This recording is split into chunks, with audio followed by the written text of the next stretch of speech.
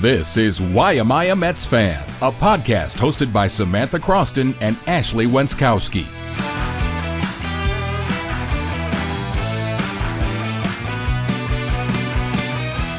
Hello, everybody. Welcome back to the Why Am I a Mets Fan podcast. This is episode 11. I'm Samantha Croston. That's Ashley Wenskoski. And as you can see, we are back on the set, which is the most important thing. We did Zoom, but it's really not our thing. I really don't love the Zoom. We're back. We're better. We're rested. Summer vacation. So we're feeling good. The vacation's still going for some of us. Went to Citi Field, actually took the trip.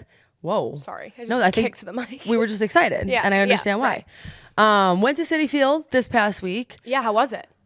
I don't want to say womp, womp, womp because there were so many electric moments that I watched on TV. Mm-hmm. But for the game I went to in person, it truly was womp, womp, womp. You went Saturday, correct? I went Saturday. Not a good one. The day games have just been like brutal for the weekends for this team. Yeah. Like it is just, they had some kind of alien theme going on. Were they doing that on the broadcast too? Did you see that or no? Oh yeah, the thing where like on the scoreboard they turned Vientos into like a green goblin. Everybody was like happening that. there. Yeah, honestly, Odd. I didn't love that, and I would definitely not recommend doing it again because it was a 4-0 loss. One of the most like anticlimactic baseball games that I've ever seen from a like fan standpoint. Like I was literally just begging for a hit just so we could all be clapping and excited. However, a great week for the Mets in general, and that is what we're really here to discuss, beginning with the fact that the Mets erased a 10-game Braves wildcard lead. That is the main point, I think, heading into this episode. Yeah, the Mets are tied for the third wild card right now. That race is really getting jammed up with, there's two of them tied there, and then they have a bunch of teams right behind them fighting for those wild card spots. So I really think nothing is safe. I know SYRACUSE kind of came under fire this week for saying the Mets are going to run away with the first wild card spot. They did hold that first wild card spot for a game or two against the Braves here. But yeah, if the playoffs started today, they'd be in them 5 games over 500. They erased a 10-game Braves lead, like you said, on June 3rd. The Mets were 10 games behind the Braves. That means that they not only erased that 10-game deficit, but also leapfrogged a whole bunch of other teams in the process. I mean, the Diamondbacks, the Giants, the Reds, the Pirates, all those teams that were kind of in that conversation in June. The Mets now ahead in all of them, and they did it all in less than 2 months. And let me also just say, for a season that is as long as the baseball season is, it's actually been really fun and exciting that it's been so close. I like watching. I feel like I am looking on that MLB wildcard website, like it's social media. Every single day. I refresh it after every game just to see, obviously I know where the Mets are, but to see kind of where everybody else is stacking up for that day, watching the out-of-town scoreboards. Like, it's definitely fun. It's fun until things get real log jammed at the beginning of the season, but because the Mets are up there right now, I'll say it's fun. That's exactly it. And we kind of have to begin, or we don't have to, but we want to, with this Yankees sweep because it was just so electric, so unreal. And it's really one of the few times that it's happened. It's only the second time the Mets have swept the series ever. The last time was in 2013. That alone, to me, was shocking, honestly, when I saw that you had written that down. And it also makes me realize how competitive this series always is. You hear, and I think this time on the broadcast they were talking about it, like, is this still a competitive series? Is it as fun as it always has been? To me, that answer is yes. Yeah, I absolutely agree. I love the Subway Series. Again, maybe that's because we're from the area, but or a lot of Mets won. Or because the Mets won this year. But with a lot of Mets fans being from the area, I think people really love the Subway Series. It's a great thing in like middle of the summer to kind of give some of that playoff atmosphere just because it is the Yankees and the Mets. Also, next year, they've announced they're expanding it back to 6 games for the year, not 4, which I'm really happy to hear. But yeah, this was, it was non-competitive on the Yankees front. The Yankees had no life in comparison to the Mets. What stuck out to me was John Yastrzemski, JJ, on SNY this week. I watched his post-game kind of like recap after the Mets had swept the series, and he was just talking about there are so many different ways that the Mets can beat you offensively on any given night. And he was talking about how, like, this Yankee lineup, so much has been made on how they rely on Judge and Soto so heavily. Like, Mark Vientos would be hitting cleanup for the Yankees, and Mark Vientos hits 5th, 6th, 7th. He's not even that guy for the Mets at all. So he would have one of the best OPSs on the whole team. And look, everything that happened with the Yankees this week, it can't hurt the Mets' chance with Soto. That's all I have to say in the offseason, but that's a different topic. But yeah, they really blew the Yankees out of the water. I also saw a graphic. The Mets have 9 different hitters with an above 100 OPS. That's tied for the most in baseball. The Yankees have 4, Judge, Stanton, Soto, and Rice, and that's third fewest in Major League Baseball. So we kind of thought at the beginning of the year that the Yankees were going to be this juggernaut powerhouse, that they had, at first these they big were. bats. At first they were. Big bats in the lineup, and the Mets have proven that their lineup depth and their offensive, just as a night in and night out, they're much more of an offensive threat than the Yankees are. 9 different hitters is outstanding. That's a whole lineup. It literally, that's the whole thing, right? It's like you go on any given day, you see their 1 through 9, and you really feel excited about every single person who they have in the lineup.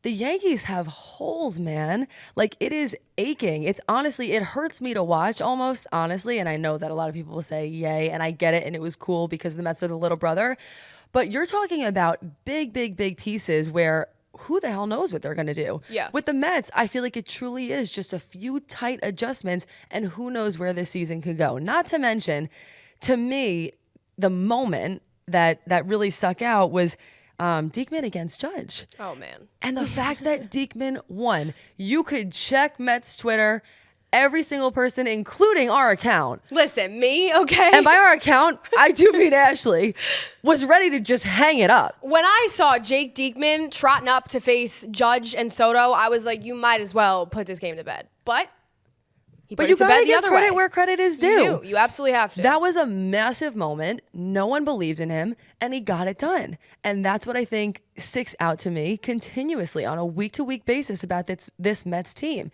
is they find ways to get it done. The last few games that we have most recently seen, the last few days, not great. But honestly, I'm to the point mentally where I'll see a couple blowouts, and I kind of feel like, water under the bridge. Yeah, I mean, look, against the Yankees and the Braves, so we're recording this on Sunday, as we always do. The Mets won the first 2 against the Braves, dropped the last 2 of the series. They got blown out today, 9-2. Wasn't pretty. We can get into the starters and the matchups and all that. I will say, though, I know Mets fans are easy to hit the panic button always. I mean, look, you went 4-2 against the Yankees and Braves. If someone came to you before this 6-game stretch and said, would you sign up for 4-2 against the Yankees and Braves, you would have said absolutely yes. So let's try to keep the big picture in mind here. The last note I have on the Yankees is that I just think right now, if there's a rematch of the Yankees and Mets in the playoffs, which would be so fun if they end up, facing each other, I guess it would be in the World Series. I don't know how likely that is right now, but I would feel kind of confident about the Mets with the way things are standing now, which is something that I think would have been outrageous to say a couple months ago. You wouldn't believe it. And the Mets, it just felt like they own them. They own Garrett Cole. Yeah. Garrett Cole. It was embarrassing. The Mets are Garrett Cole killers. I love it. Like, honestly, I feel like the Mets are Garrett Cole's sleep paralysis demon. I mean, that shot on SNY of him throwing I think they are his sleep paralysis demon. And good. I want him to have nightmares about the Mets. And another thing, we talk about the whole 1 through 9. There was one player in that lineup who you felt a little uneasy about when he came up to hit, and that's Jeff McNeil. He was sleeping. He woke the hell up. Listen, I can own it, all right? I've been a Jeff McNeil hater the first half of this season. Not unjustified. He was an absolute dead weight. Jeff McNeil was coming up. Nothing Not was unjustified. happening. It's been the whole question this week. What did that man do over the All-Star break? Because he really has woken up. We actually did start to see a glimmer of it right before the break. I feel like the games right leading up to the All-Star break, he was hitting a little better. He was seeing pitches better. But yeah, I mean, in his last 15 games, he's hitting over 300. He's found his power. He has 4 home runs since the break. It's good to see. It was kind of one of the only holes the Mets had in the whole lineup. So if that hole is shored up, then it's good to see. It's good to see happy Jeff. Always. I was just about to say, above all, he's happy. Yeah. You hadn't seen him smile in a while. Honestly, even when I went to Citi Field the other day and they were showing all of the different roster cards as players were coming up to hit, he looked pissed even on that thing. And I was so happy to just see him happy. I feel like the fan base just loved him again. Yeah. Like, honestly, even like my mom, who's been very into it, immersed, watching every single night, was like, I miss Jeff. I love Jeff now. It made you realize the kind of player he was. Because honestly, in the years and times where he was hitting and he was good for a single on a lot of occasions, like, he really was somebody who you felt excited about seeing in the lineup.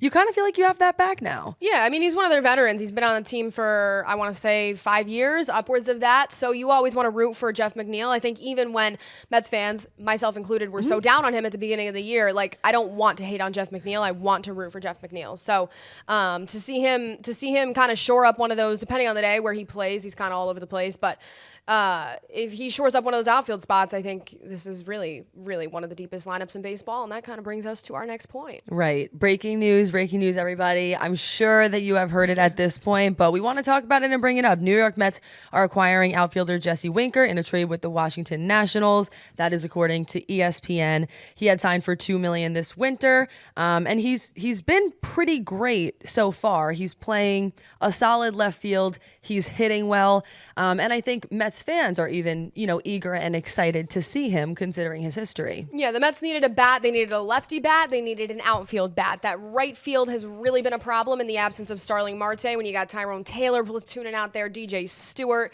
it's really been the hole, with McNeil filling in out there on occasion. But I think to get Winker, especially from an in division from the Nationals, really a big get.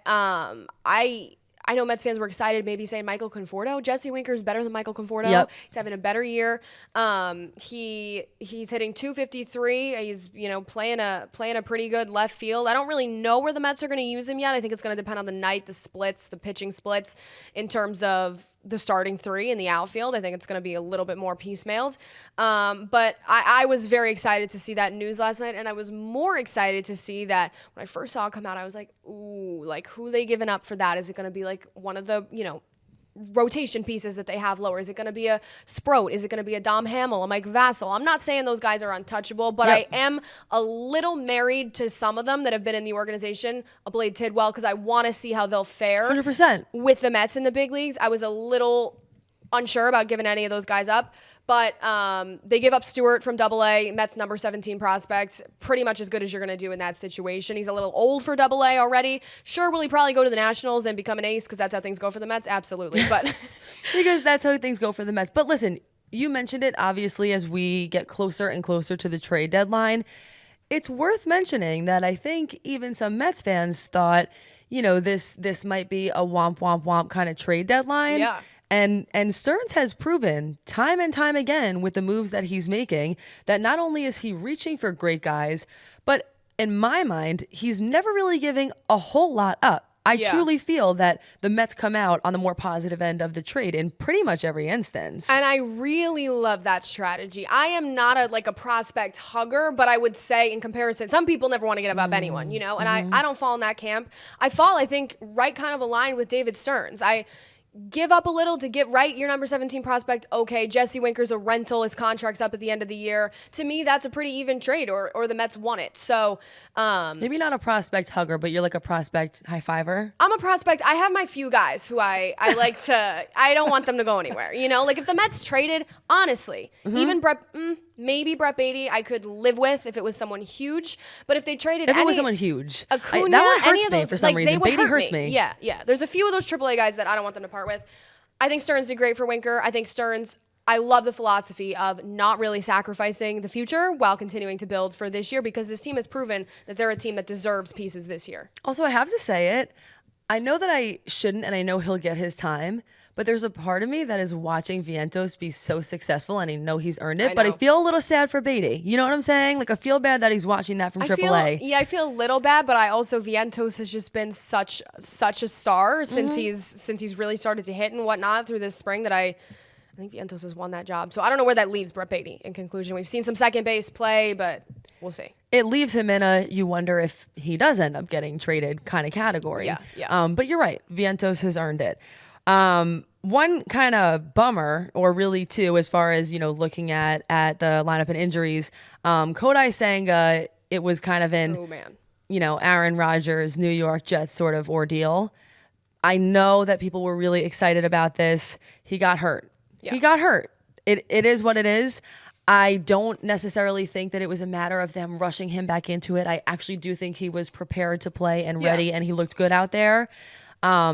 But he got hurt. It just is what it is, unfortunately. Yeah, I mean, it had nothing to do with his arm. One of those freak accident kind of things. He's just running a cover first base, kind of falls off the mound, ends up being a high-grade calf strain, which is unfortunate. When I watched it, I was really trying to be optimistic, being like, all right, maybe it's a cramp. The calf cramps so much. Was not a cramp. We won't see him back for the regular season, which is unfortunate, but at the same time, I'm choosing to go glass half full these days just because of how this team is playing. Yep. And they got here without him. I mean, that's something that even Carlos Mendoza said. Like, it's a huge blow, but they got to this point without him. Now, does the rotation as a whole concern me right now? Absolutely, yes, it does. And that is because of no Senga and then no Christian Scott. No Christian Scott. That's kind of the bigger picture, right? Yeah.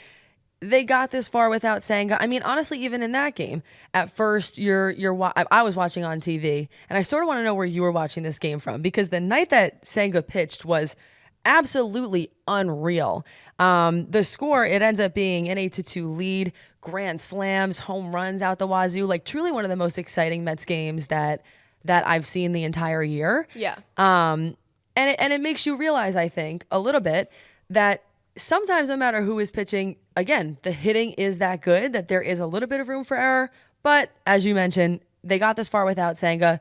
Now I think it is a matter of, you get the sense, okay, another starting pitcher is needed in here somewhere. It's a little bit light now. It's a little bit light. It's, look, we had one of these episodes a few weeks ago where we were saying, wow, they have all this rotation depth. Mm-hmm. All of a sudden, this is what happens to teams as the year starts, wearing on. You start getting into August, that rotation depth is no more. I will agree with you, though. How about that third inning in that Senga game with... Where did you watch that from? I was here. I was at work. But I was alone, thank God, because Tommy doesn't need to hear my screaming at the TV. You're like shutting the door at that point. Do not disturb. Leave me alone. I mean, JD needed that grand slam so badly. He'd been in the woods. I mean, he'd really been struggling here for a few weeks. The JD Grand Slam, the Vientos home run, it sounded like the playoffs inside Citi Field. I honestly, at some point, because I was sort of looking back and forth, I was at my house. Like, I honestly, in my head, I'm like, is this a replay? Or is this happening? Is this actually happening again? You kept looking up. You were like, what is going on? Which normally, it's kind of the opposite. Like, you have a little bit of that PTSD where you're running out of the sports office and you're coming back in and the score is not great. This was great. And it showed all the kind of power that they have. So again, we now talk about this idea. You mentioned even a few weeks ago, we were talking about a 6-man rotation. That obviously seems out at this point. Scott, they say for now, will be shut down for 2 weeks with hopes of returning before the end of the season. Whether or not that happens, we don't know. Yeah, I will say, though, I'm scared about Christian Scott. I don't know how you feel, but that right UCL, I mean, they're saying it's a strain. Scott said they didn't tell him any evidence of a tear, but that is the ligament that, when torn, leads to Tommy John surgery. And I'm not feeling good. That's the thing. Oof. You know how these press releases kind of go. For the Mets especially. It's 2 weeks until it's not 2 weeks. Yeah. I guess I would probably say agree on the I'm not overly optimistic front. I don't feel good. He also has already surpassed they were trying to keep him on sort of an innings limit. They never announced a formal one, but he has already pitched more innings than he ever has in professional ball to this point. So I'm scared about Christian Scott. I'm hoping for the best. I feel bad for the guy too. It's like he has a great future. Everybody in the Mets organization already loves him. But with something like that, and I believe this with any injury, like I don't believe in rushing injuries. I really don't. And I don't believe in rushing recoveries. If he's not ready, don't put him out there. Especially not on the UCL, please. Please help us out. Tyler McGill is back. That's another thing we saw. I know Ashley has thoughts. Saturday, it was 6 innings pitched, 4 earned runs, 3 home runs, 5 hits, 2 walks, 4 strikeouts. He said that overall, he didn't think it went terrible. He said you just tip your caps on the home runs. He hasn't gone into the 7th for a while. I'm going to say it before you go off on your rant, because I'm going to tell you that is the game that I was at. Yeah. And I don't think it was his fault. I really don't. I know that you're going to trash him, so I'm going to let you trash him. But I don't think it was his fault. I'm just calmly being like... I am going to tip my caps to the home runs. The Mets barely hit any balls. Like, they weren't even in it. It could have been the most non-quality start of all time. It wasn't going to matter.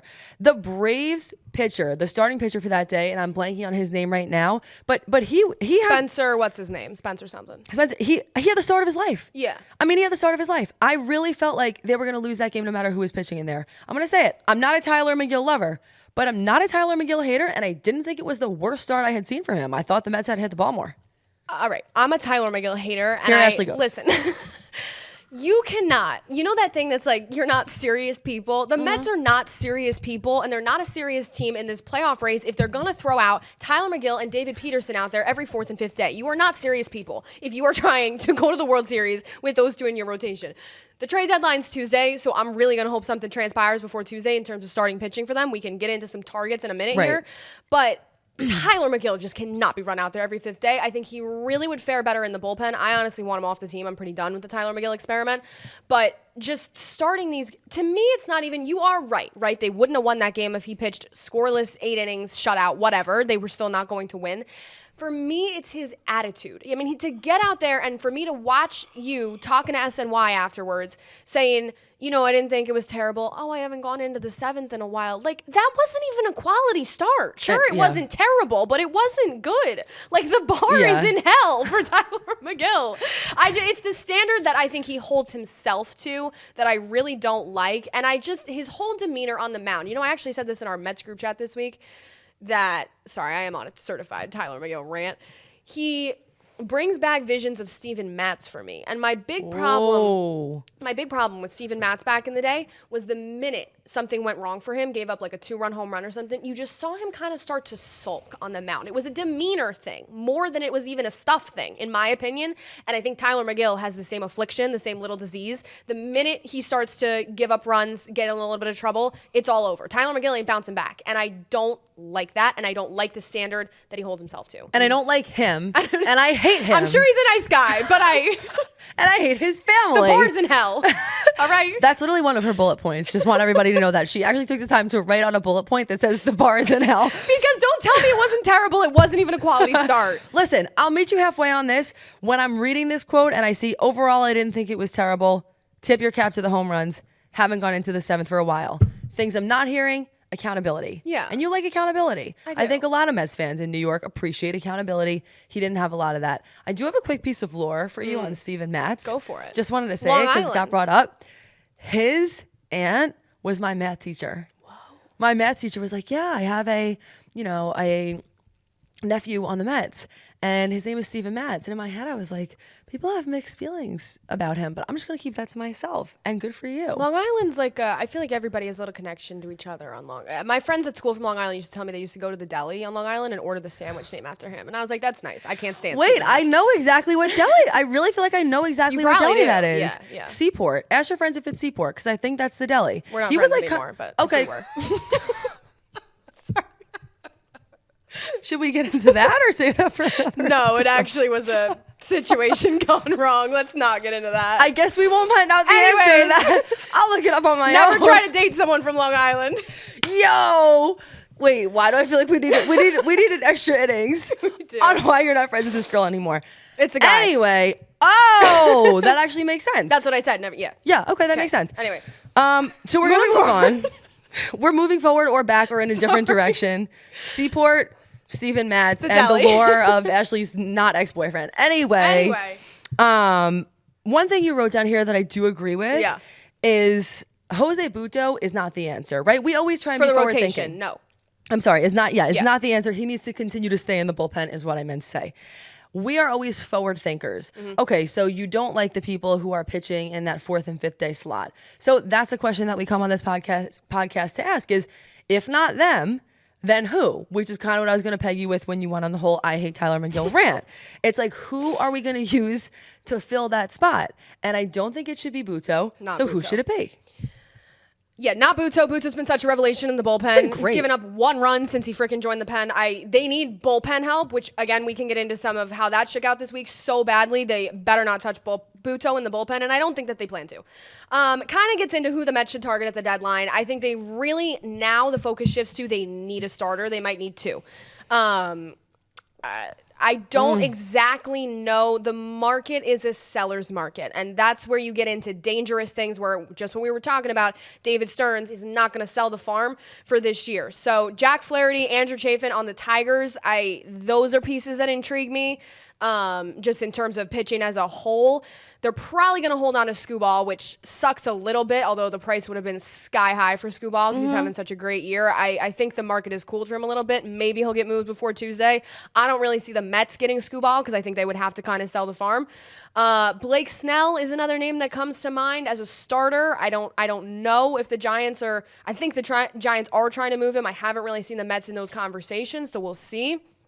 I will tell you, I really miss Seth Lugo, and I know that's not a hot take, but Mets fans know this. I mean, he is having a career year for the Royals, and if the Mets would have had Seth Lugo this year, he would have solved a lot of their problems. The Royals certainly in a wild card spot, not going to get rid of him now, but I miss him. I understand that. Other moves, Daniel Nunez is on the 15-day IL right now for a pronator strain, and Mendoza said it should be a short stint. They DFA'd Adrian Hauser. I felt that you had thoughts on that as far as someone else who they should have gotten rid of. Yeah, they DFA'd Hauser. He was not good as a starter. He wasn't much better in the bullpen. At the same time, Ottavino has been very not good, and Diekman's been terrible. And Ottavino at this point, might be the end of the road. Diekman, I understand Diekman gets by because they need a lefty. They're not gonna get rid of him because they need that lefty presence. But and also the Aaron Judge thing, I just feel like, yeah, he had a good week, sure, fine. But Hauser getting DFA'd over Ottavino, I didn't love. I didn't really love Hauser though. I didn't love Hauser either, but I really am done with Ottavino. They got Eric Orsi coming back up down from Syracuse. He hasn't really been super successful lately, but they've started to trade for some pieces. Yes, and there's another newcomer. Is it Ryne Stanek? Ryne, I believe. Ryne, okay. Traded to the Mariners for Syracuse Met Rylan Thomas, 30th ranked prospect. Again, saw it on MLB.com that he's likely going to be pitching in those high leverage type situations. So you're thinking 7th and 8th innings. He was traded to the New York Mets on his birthday. I thought that was an interesting fun fact. I appreciated some of the things that he said about joining. I liked his energy. I thought he was excited about the chemistry, which honestly, not an easy thing to have to just go somewhere new immediately. But you mentioned it here. He's having a down year right now, 4.38 ERA. I guess we'll just have to see. They must have seen something in him to make the trade. Yeah, Stanek, he's one of the hardest bullpen throwers in baseball. He's definitely very passionate. I was watching some clips, some highlights of him when they traded for him the other day, and he has a lot of, fire on the mound. Love to see that. He's a former first-round pick out of Arkansas, which I thought was interesting. He's 33. When he's good, he's really good. When he's bad, he's really bad. He's not having a good year, and he's especially in the midst of a little bit of a bad stretch. I think I saw a stat that prior to joining the Mets, his last few outings for the Mariners, he had a 9-something ERA. And then today, Sunday, he gets thrown out there for the Mets, immediately gives up a home run, little bit of a rude introduction to New York. So I guess we'll just have to see what he can bring to the table. I can tell David Stearns is really just trying to throw things at the wall here for the bullpen and really kind of see what sticks.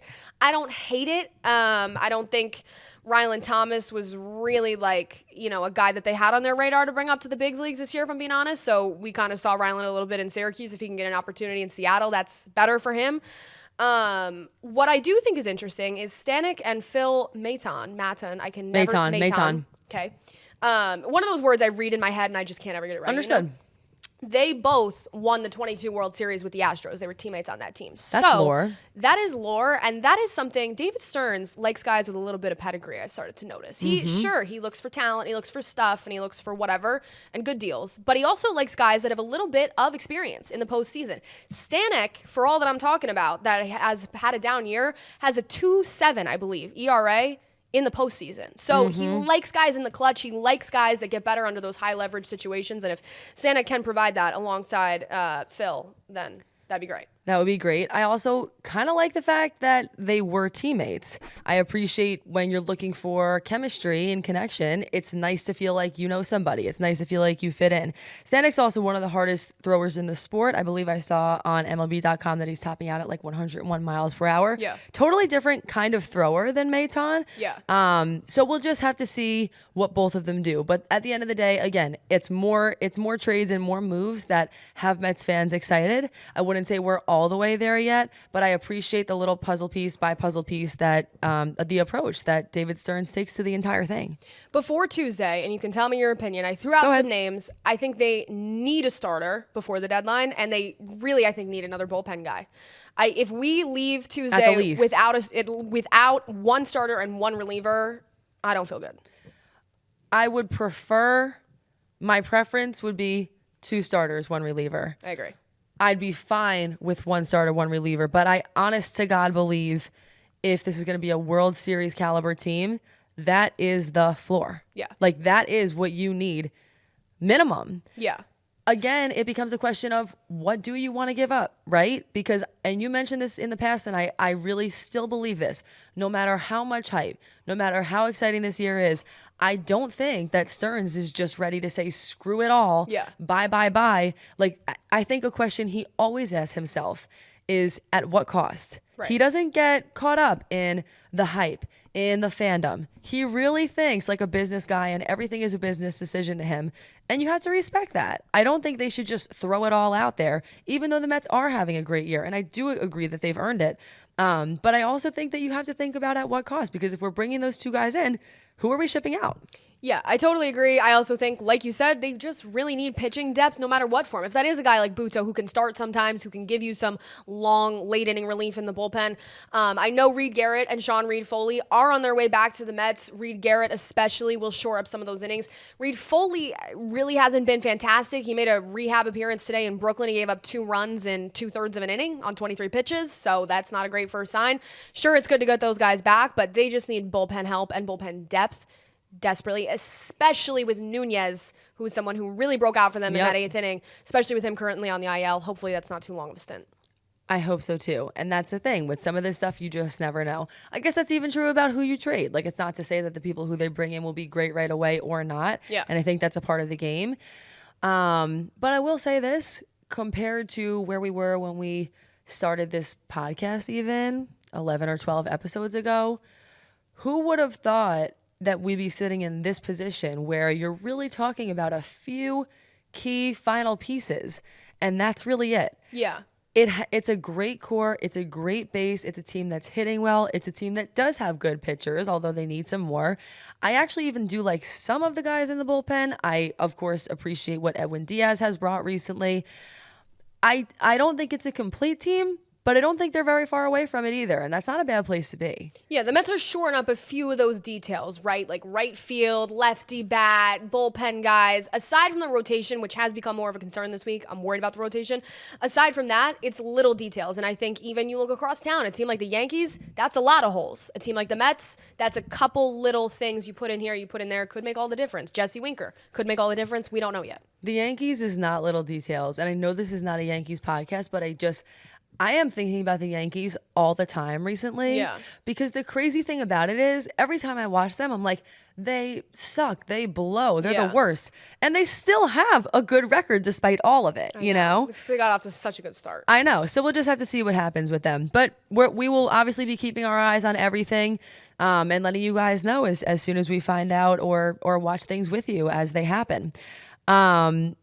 Interesting fun facts of the week. Really appreciate this category. It was a fun week. What can I say? Every week feels like a fun week these days. I feel like there's always something new and exciting happening. For me, it was getting my Grimace blow-up costume that I will be bringing on the show, but just for something very special. I'm not sure what that is yet. Maybe it's when they make playoffs. Grimace will make an appearance when Grimace is warranted. And it's not warranted quite yet, but perhaps it's coming. For Ashley, it was the fact that a few of the Mets broadcasters had a sleepover, a slumber party. All right. The Gary and Ron sleepover, if you were listening to SNY this week, Saturday and Sunday, just great content. We talk about them all the time. They're the best. They're the best in the business. They make, right, Saturday, they're losing that game. Spirits are down. They make listening to that in the 8th, 9th innings so much more fun because they're talking about the sleepover they're having. It was because they were like bringing on whatever kid won the contest, got to ride with them to the game. But just the details out of that, of Keith like talking about Gary's house and like, or not Gary, Ron's house and just waking up in the morning and eating pastries together. Fantastic. That's the content that I'd like to hear. I will say this, as a broadcaster, I think that people don't appreciate how difficult it is to keep everybody excited and rolling and interested Yeah. when you know the game's a blowout. Yeah. Like that to me is why they are the best broadcast in all of baseball. Their knowledge is unmatched. I think you really saw that in the series against the Yankees. Yeah. I really felt like even more so than normal, every single thing felt very specific, very intricate, creative even. But to come up with funny things like that during the course of a blowout is hilarious. And I honestly just wish I could have watched that with my own eyes and seen them telling their war stories, as they quote unquote said. Yeah, I was watching the national broadcast for the Yankees series, so we had to endure, what was it, ESPN the one night? awful. I was like, ugh, this is not Gary, Keith, and Ron. Anyways, they're the best. A couple other random facts of the week, just because I feel like when I see things like this, they're very relevant to this podcast. Did you know Citi Field is the only stadium in baseball with orange foul poles and not yellow? Because I didn't. I did, but That's I cool. only saw that recently. I thought that was completely cool. Very Mets of them. I'm actually surprised that there aren't other teams that have done that already. Here's another fun fact I have for you. When I went to the game on Saturday, they're doing all of these in-game kind of, things to keep people interested. Promos, whatever. all kinds of stuff. Yeah. The alien thing, which I told you, not a fan of little at weird.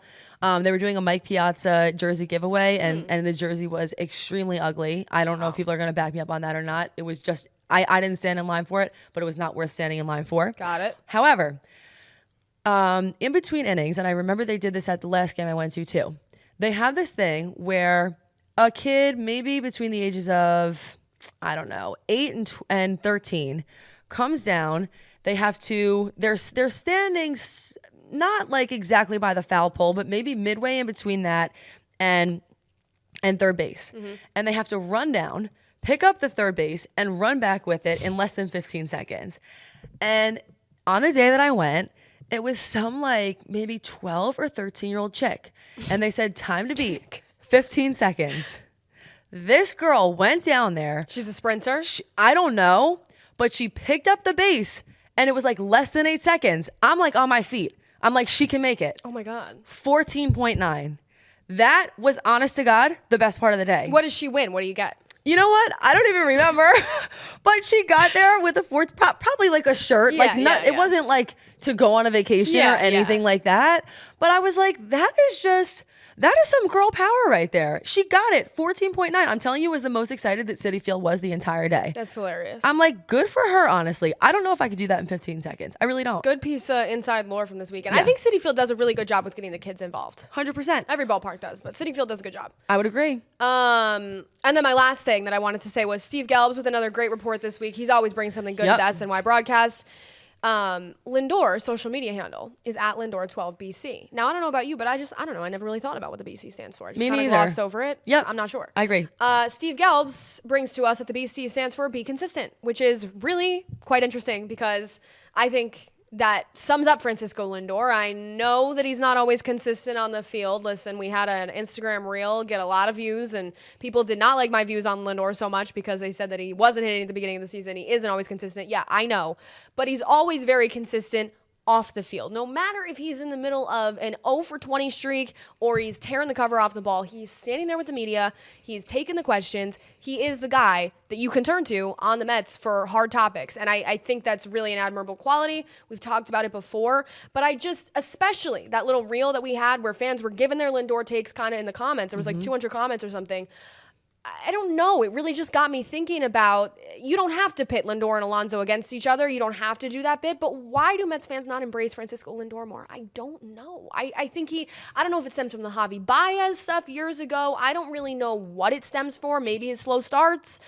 Mets fans some of them have a real thing on their shoulder for Lindor, and I don't know what it is. End of the day, I think that it's always going to be easy for fans to like players more when they're playing well, right? Yeah. But that, I think, is sometimes the problem with, as you mentioned, some Mets fans. Yeah. Is that I think it's hard for people to zoom out and really look at the bigger picture. The bigger picture being, when you're watching Francisco Lindor, you're really watching greatness. You are watching the best shortstop in Mets history, in my opinion. Like, I think that it's very easy to get caught up in the day-to-day, the week-to-week. Yeah. But that's what I would say about any player, and this is how I judge and base all of my opinions, is judge them over the course of their career. Judge them over the course of what you've seen in its entirety. That's honestly how I would judge anything. But like you said, haters are going to hate, Mets fans are going to have their opinions. I think that's in a way what makes baseball fun. But I agree with you, man. Even as a dad, like we were saying when his daughters came to the game and he's going over to them. Fantastic. He's a good person. Yeah. And I know that has nothing to do with the on-the-field performance, but what I will say is that I'm proud to have him as someone who represents that organization. Me too. And he's a good person and he's a good player. I mean, he's trending towards 30 for 30 again. He's already at 20 doubles, 20 steals, 20 home runs. Like, he's having another great year. He's going to be in the MVP conversation. He wasn't even an all-star. So he wasn't even an all-star. And shout it. Wasn't even an all-star, which was where this whole thing started, this whole topic. But to me, which is exactly kind of what you just said, since David Wright, there hasn't been another guy on this Mets team that we don't have to get into the captain conversation, but that you can count on night in and night out to represent the organization in a positive light, both on the field and off. And Francisco Lindor does that. And that's all I have to say. Understand this too, everybody. Like, I think that people think that, you know, because they're players and because they have to talk to the media, that everybody is owed those responses and owed that positivity. But it's just not true. And also, they don't. There's players that leave after hard moments. My point.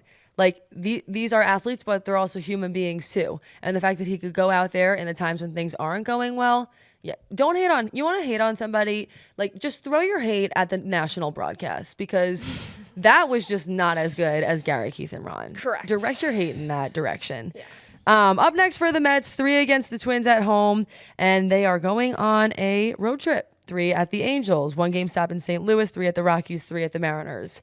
Woo! It's a lot of traveling. Heater of a road trip. Even the Twins come into town to kind of end off this homestand. The Twins are in a wild card spot right now, a pretty good team.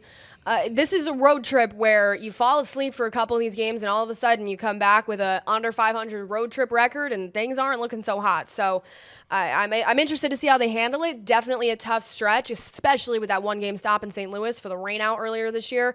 Hopefully they come back in a good place. And listen, all I have to say is this: we're going to drop this Monday. Tuesday's the trade deadline. This is the week we've been waiting for. I'm very interested to see where they stand as a team Tuesday night after 6 p.m. Quick Syracuse Mets update. They recently added Jackie Bradley Jr. He's been in the majors for 11 years, but he began this year with the Long Island Ducks. A lot of Long Island connections this episode. Long Island. Okay. Former Gold Glover. He, had his best years with the Red Sox. That was from 2015 to 2020. But again, it's more movement. It's more pieces. We'll have to see what happens with this guy. Syracuse Mets in general hitting a little bit of a skid lately. Bad week. Lost the first 5 of 6 in Buffalo. They're on the road again next week. But when they get back, hopefully we'll be seeing some of them, because we have questions and we want to bring you guys as much content as possible. Yeah, more than anything, it's deadline week. I'm excited. Again, the sky is not falling. The Mets took 4 out of those games. Went 4-2 against the Yankees and Braves. To me, bigger picture, sky isn't falling. It's the deadline. Tell us who you want the Mets. Who are some of your Mets deadline? Who's on your wish list? Because it's going to be tomorrow by the time we're talking to you, and it's going to be, the hot stove is hot. Question of the week: who is on your wish list? And what do you think is the floor? Who do they absolutely need to make this a World Series contender sort of team? Final thoughts. I mean, I just said it. This is the week we've been waiting for. I'm excited to see how it shakes out. I'm anticipating this road trip a little nervously, but we'll see what they do against the Twins first. Okay, we'll see what happens. Thank you, everybody, so much for joining us. We will see you back here again in our studio next week. Thanks for joining us. Bye.